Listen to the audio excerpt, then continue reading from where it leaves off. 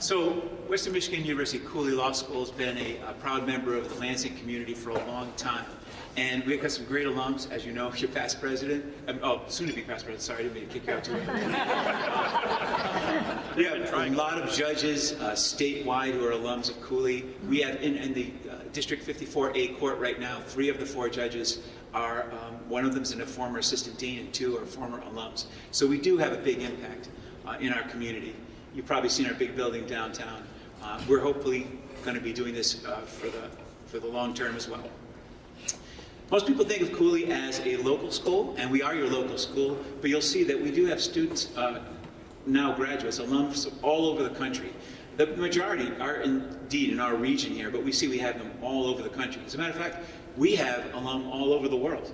Smaller numbers, but in every one of those little baby blue spots you can't probably read, especially in the cheap seats over there. We have externship possibilities in every state and in dozens of countries as well. So we truly are your local school, but we have a much wider impact. So I was recently named the president and dean. It's one of my favorite pictures they took of me. That's about as good as it gets. I started out after high school going into the Air Force, and not because I was super patriotic, because I kind of messed up high school pretty badly. And so I needed to rehab myself a little bit, and it was a great experience. I did get to serve my country. I enjoyed it a lot. As soon as I got out, I apparently learned my lesson. I joined a rock band. That's me in the back. I'm behind a state congressman who we talked into doing a song with us on stage. I was from Rhode Island. The song was called Rhode Island, the Ocean State. And it made fun of the state, but he thought it was very positive. So he didn't get reelected, by the way. From there, I opened my own little rock and roll nightclub called Rocket, and you can probably see it's kind of an 80s kind of looking place there. During this time, the AIDS crisis hit, and I found myself doing a lot of activism about the government's inaction against the disease. It resulted in about 13 arrests for nonviolent civil disobedience. No convictions, thank you very much. Eventually, I did get to law school, and I went to Howard University in Washington, D.C. I practiced for a few years at a medium-sized firm in Connecticut. It's called Shipman & Goodwin. Even the firm had been around for 100 years, but it was a good name for the firm because you'll see that the building was shaped like a boat. From there, I got my master's in public health from Harvard School of Public Health, and I knew I was going into academia, and so I went to Temple to get my Master in Laws, the LLM, in graduate legal education, and I've been just transfixed on improving legal education since then. One of the big highlights of my career was going to China, where as a Fulbright scholar, I toured around the country talking about my plans for the future of legal education, which may seem like an odd place to do that. But China was revamping its legal system as well, and I was a very popular speaker on that subject. This guy in the lower left-hand corner, who looks like a grizzled old Texas judge, is a grizzled old Texas judge. And he was on the faculty of my last school, and here he is performing my adoption. That's my husband, Anthony, and my daughter, Kinsey. We also, from time to time, have other family members. This is Matisse. He is an exchange student from France. He just went back in July. And that's Kinsey with a Cooley bear, by the way. And we have occasional visitors because we are foster parents. This is our most recent foster parent, Tristan, who thankfully went back to his natural parents, but it really hurt. So that's my family. And that's Kenny the dog. You might see us around town. But I'm really not here to talk about me that much, although I do enjoy it. I'm here to talk about the changes ahead for Cooley Law School. We have a lot going on right now. And with all of the changes that we're doing, I want to make sure that we don't lose our soul, our core of what we do. We are the best at access to the legal profession, access to social justice. We produce practice-ready lawyers, and we want to regain that position as being the affordable law school. Now, our tuition got a little out of control because, as many of you know, law schools took a big dive in the number of students applying, and Cooley was hit by that as well. And so, to try to offset things, our tuition crept up like a lot of schools. But since I've come in, we've dropped our tuition 21% starting this September 2020. Yeah, I think that's a good start. And you know, we're hoping to build our development, do other things, so maybe we can even do better. But we've gone from being one of the highest priced schools in our group of schools, our tier of schools, to one of the lowest. So we're very proud of that. But access is really important. And when I talk about access, people get an idea in their mind. And it includes making sure that our profession is diverse. I'll say it, American legal system is predominantly the lawyers are mostly white, and we've been trying to diversify the profession for years. So you might think, okay, we want diversity with people of color, but it's other things as well. Of course, we want young people to go to law school, but we have returning people as well, people who have other careers, starting a new career in law school. And we're a great school to do that. And of course, it does include people of color. And we pay particular attention to veterans looking to start a new career. So we are truly diverse in terms of that. We have greater diversity at our school than almost any other school. We are part of Western Michigan University now. And just like, what's that other school? Oh yeah, Michigan State has been changed over from Detroit College of Law to Michigan State. It's taken almost 20 years, so don't rush us on this. We know it's going to take 20 years to make that complete transition.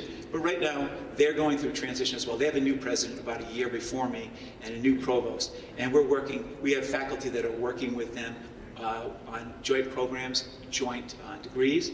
And we have the people at the education department at Western Michigan helping us out to enhance our teaching methods as well. Now this is a quiz. On each of your tables, I have 2 of these little cards here, okay? So it'll only take a few minutes. I hope you'll play along.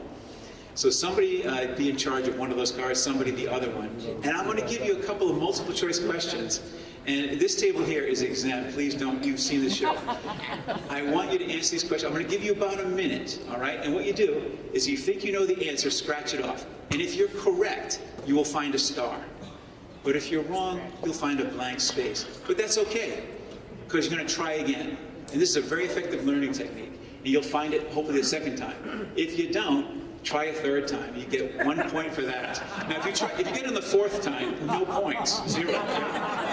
So that's the scoring. Now, not that you would do this. You're all Rotarians, fine, upstanding citizens. But I've had students in the past make a little scratch, like, oh, whoops, trying to find that star. But the star moves around, so you can't game it that way. So not that you would do that. So that's your scoring. Let's do the first question. I'll read it for those of you in the back row. You have a test next Tuesday, and let's say you have only 4 hours to study between now and then. What is the best use of the 4 hours of study time?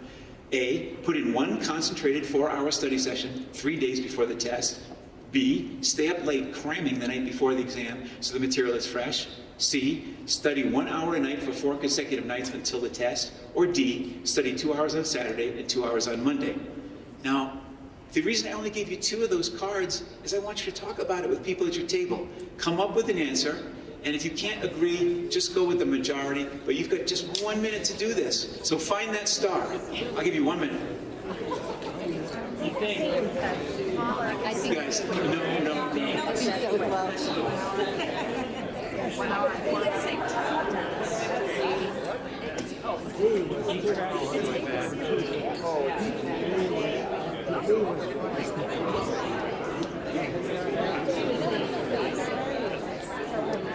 I hear some great discussion out here. Oh, wait, your discussion.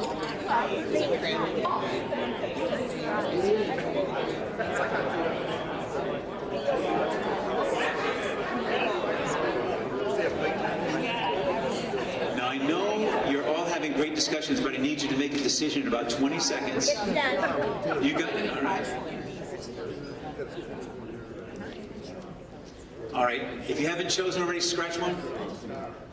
And now, I did you a great disservice. I didn't give you any criteria at all for what the best use means.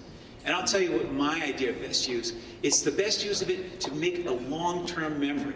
You can learn something for a test, but if you want to retain that information, which is really important, I think, for lawyers, I know it is for physicians, you want to make sure you retain that information for the long term, then the answer, of course, you found it by now, is under D.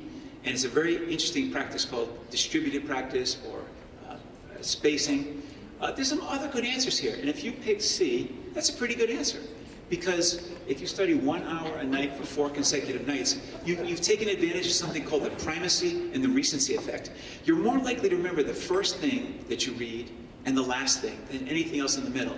And so if you give yourself 4 different times, that's 4 primacy, 4 recency, a good answer. But the second best. I'll talk about that in a minute. Let's do one more. Just one more. Here we go. Ready? You have an important interview tomorrow and you need to memorize some material by heart. How much time should you spend studying the material, reading and rereading, and how much time should you spend practicing solely from memory? 90% studying the text and 10% practicing? B, a third of the time reading, 2/3 practicing? C, 50% reading, 50% practicing? Or D, just read it a few times and sleep on it?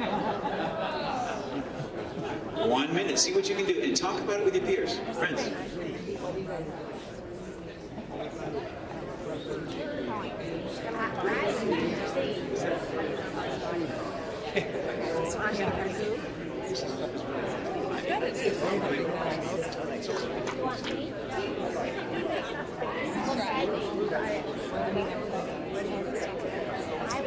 You're in a good discussion. And remember, if you get it wrong, just keep going until you get that star. This table over here is rocking it, I can tell.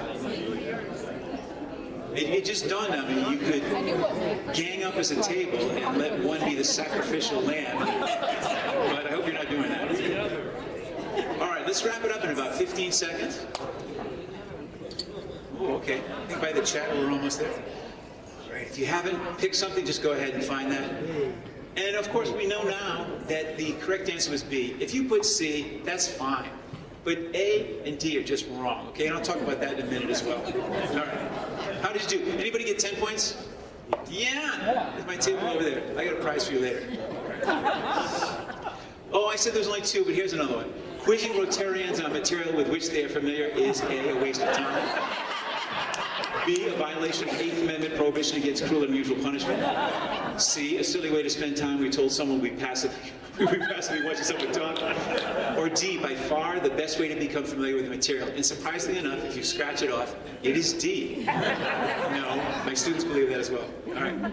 So all this stuff is grounded in science. And I'm embarrassed to say that the legal profession, especially legal academia, has not embraced the science of learning until most recently. And so it's been really easy to be a leader in this. We were the last profession, yes, we're the last profession to even identify program objectives, because the ABA made us do it about 5 years ago. So all of what I'm talking about is grounded in science, and I've had very good success with it. Some of these things make sense. Your mindset really matters, and you probably know this, right? If you have a positive, a growth mindset, you believe if you put the work in, you can do better. And that applies to learning academics. It applies to skills like horseshoes. If you put the work in, you can do it. But there are people with a fixed mindset, and they say, I didn't have a really good GPA in my undergraduate, so I'm never going to be at the top of the class. I'll never get an A. And that kind of thinking makes you think that if I put in the extra work, I'm wasting my time. And so the fixed mindset is really self-limiting. And you might think the fixed mindset is all about our worst students. But some of our best students have a fixed mindset. They will say, man, I did really well. I don't want to ever not be at the top, so I'm not going to take any chances. So they'll see a challenge as something to avoid when we should embrace these challenges. And it helps us better learners as well. I'm not going to bore you with all of that, just a lot of it. Self-efficacy, you've heard this, right? If you believe you can do something, you're more likely to be able to do it. Has anybody seen this? What is this called? Power pose. Wonder Woman, Superman, I would have accepted as well. It actually helps you release endorphins. It gets you in the positive frame of mind. It's not as good as we once thought it was, but it still has a positive effect. And if you don't believe in self-efficacy, you probably believe in the reverse, which is, if you believe you can't do something, you're probably right. So, those are very intuitive. But there are some things, the most important ways of learning are very, very non-intuitive, counterintuitive, as a matter of fact. This great study came up, it's been a number of years now, about 5 or 6 years, talking about what really works and what doesn't work. And if you have nothing better to do than to read an 80-page study, I highly recommend it. But the same authors put out a 6-page in Scientific American that talks about what works and what doesn't. And it's kind of surprising. There are also 2 books. And these are the prizes for the table with the tents. Really great. If you have anybody, yourself, if you learn things regularly, children, grandchildren, cousins, anybody that needs to be learning stuff, and that's everybody. These are phenomenal. The stories about how these people stumbled on these highly effective learning techniques, others who planned for it, they're really amazing books. And if I had to distill down everything in that book, or either of those books, into something I could fit in the back of my business card, what would I say? What do we know about effective learning? I would say learning is hard work. You've really got to put in effort. It's not a passive thing.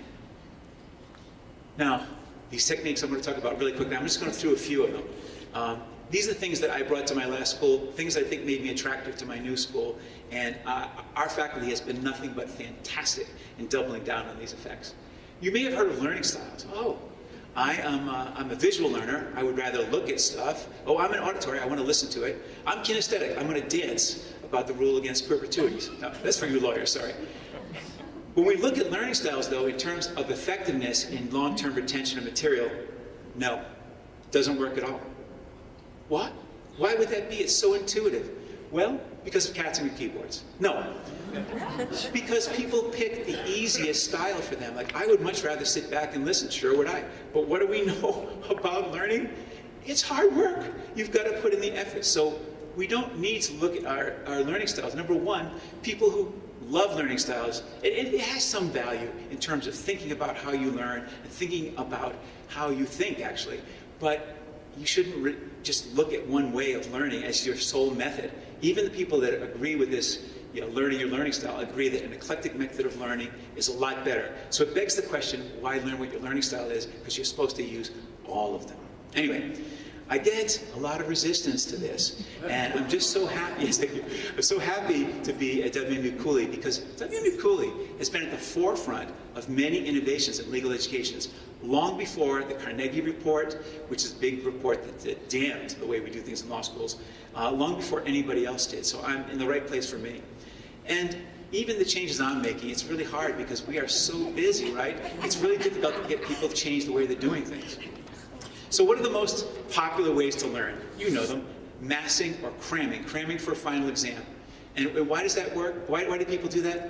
Because it works. All right, I'll tell you why it's not a good idea. The other methods that are really popular are the highlighting method, where you highlight the stuff that you have trouble with, you read through it, and you come back and read the stuff you had trouble with. And it sounds so great. But it doesn't really work well because you're reading it now out of context with what that material was. And the whole thing about building long-term memories is you're finding a place in your brain to put it where you can retrieve it later. And now you've made a horrible schematic in your brain that doesn't make any sense, just all the hard stuff, and it doesn't work. Also, cats again.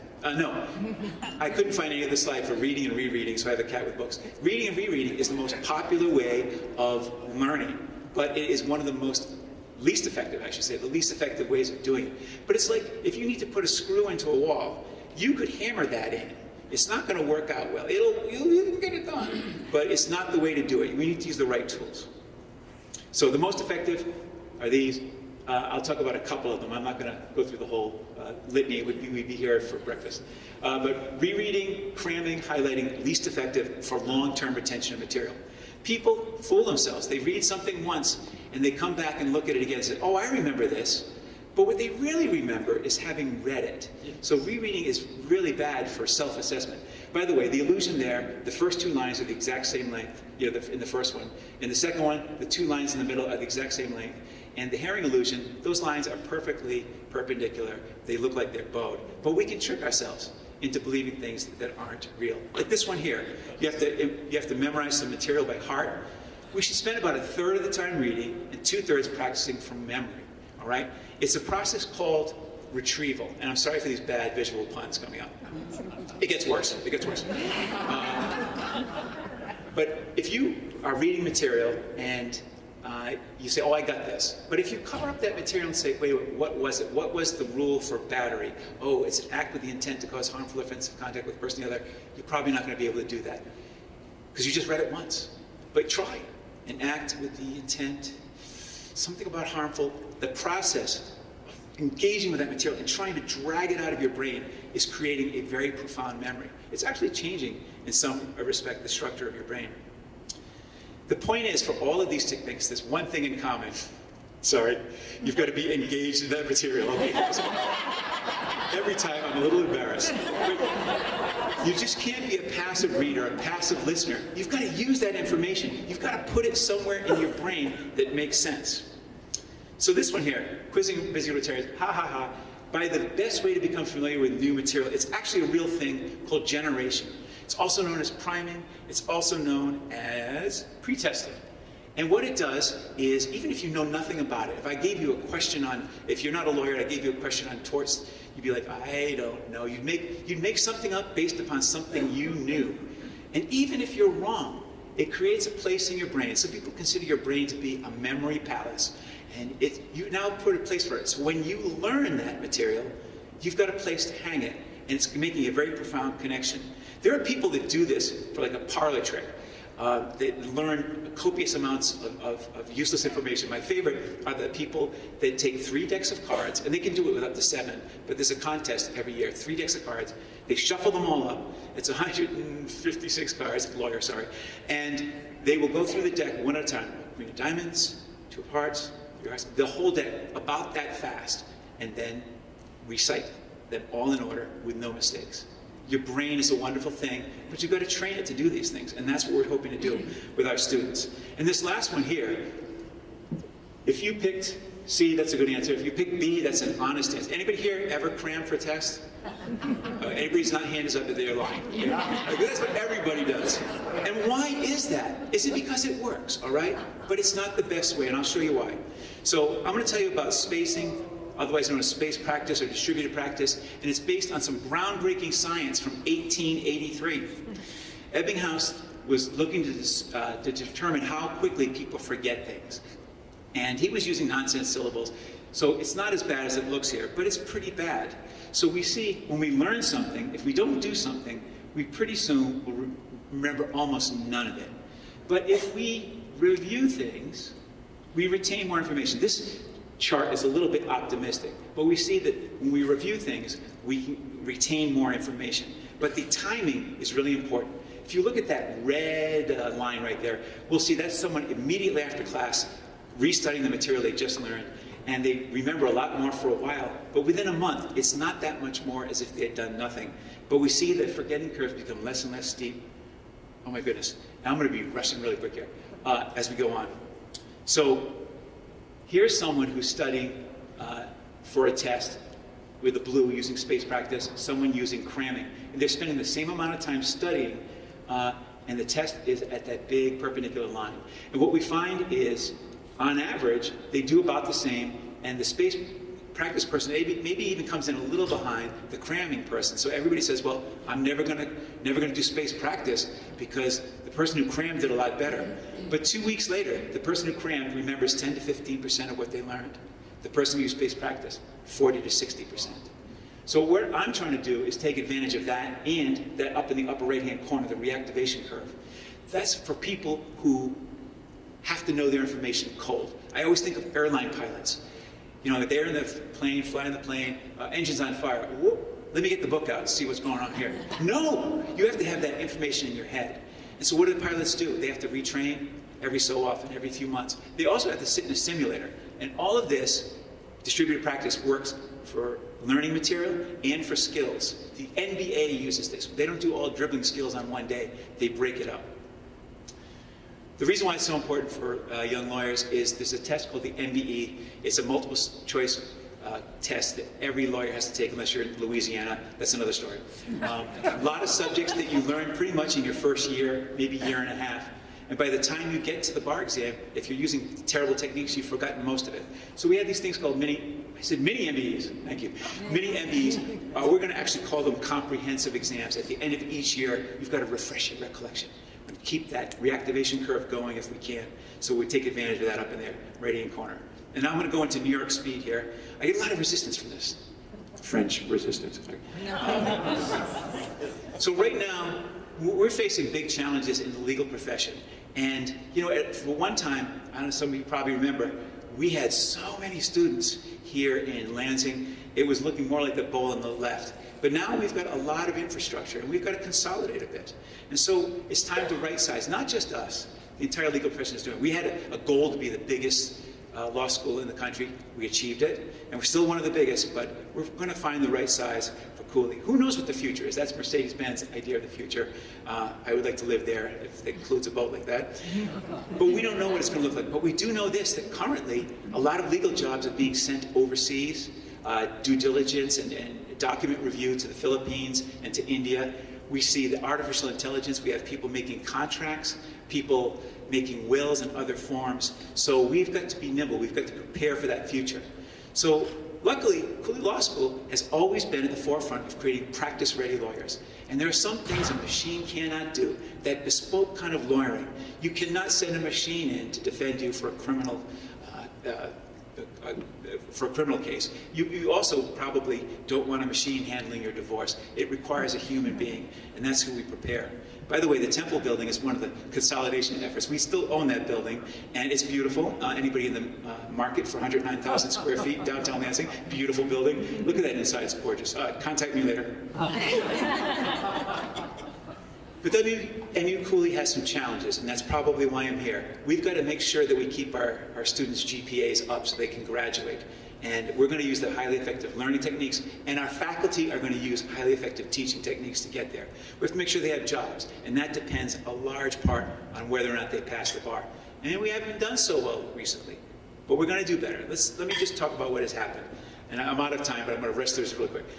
The ABA has come up with a new standard for which law schools who are accredited by the ABA, which is us, have to have their students pass the bar at a certain rate. We have always met that standard. But it gave us more time to do it than the new standard is giving us. So we're probably going to fall short of that standard this year and maybe the following year. But we already have a plan. We're going to climb out of it. But I just wanted to let you know, I wanted to let you know that it's going to be tough for a couple of years, but we're up to the job. I came in, I was very excited, and I found out I'm not driving a sports car, I am driving an ocean liner. Okay? So I have to signal my turn like 6 hours in advance. I turn that wheel, and then it starts to move, all right? And I'm seeing the movement, and I'm seeing the trajectory. We're on our way. So here's some really good things I just want to tout about. We have the Kimball Center for legal drafting. We had some, for local lawyers, we had a great workshop a couple weeks ago. Again, we are the first law school to make our legal writing faculty tenure or tenure track. We do prepare practice-ready lawyers. We take them to court in clinics, we have mock courts, and we've been doing this forever. You can see a lot of schools talking about this today, but that's an ad of ours from like 20 years ago. This is what we do it right. We have the weekend program, so I was like, oh, well is that a good idea? Yeah, it's a really good idea if you already have a career and a family and you can't quit that to go to law school. We make it possible for access to a legal education for a lot of people that couldn't go otherwise.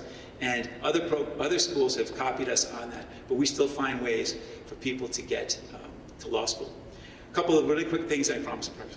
Our Innocence Project, I could not be more proud of so many things at our school, but the Innocence Project, led by Professor Marla Mitchell-Sachon, who's a nationwide expert on exoneration, it's really been successful in getting 4 people out of prison who were unjustly convicted. These 2 gentlemen came to speak at our school.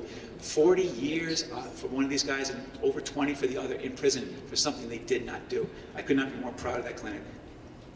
We're also going to be featured on a little TV show called Behind the Scenes. And when I say little TV show, I mean little. It's 5 or 6 minutes after a PBS show like Masterpiece Theater. It's going to talk about our school and our commitment to social justice. Watch for it. And then finally, this is final, I just want to say SF Gate has this great program for gifted and talented children, and it goes during the summer. And they have a program for people that think they want to be doctors, and they want to be biologists, they want to be naturists, and who else knows else. But they didn't have one for law. And their law school is not set up to handle this. Their schedule doesn't work around this. So we're going to do it. So we are community players. We've been doing this for over, well, not we, but I feel I am a big part of it now. Over 45 years we've been doing this. And again, great alums all around the country, all around the world. And we're going to fulfill our promise to our students to lead us into the next era. So we're graduating this past era and moving on to the future, and we're going to set the trends for the future of modern legal education. Thank you.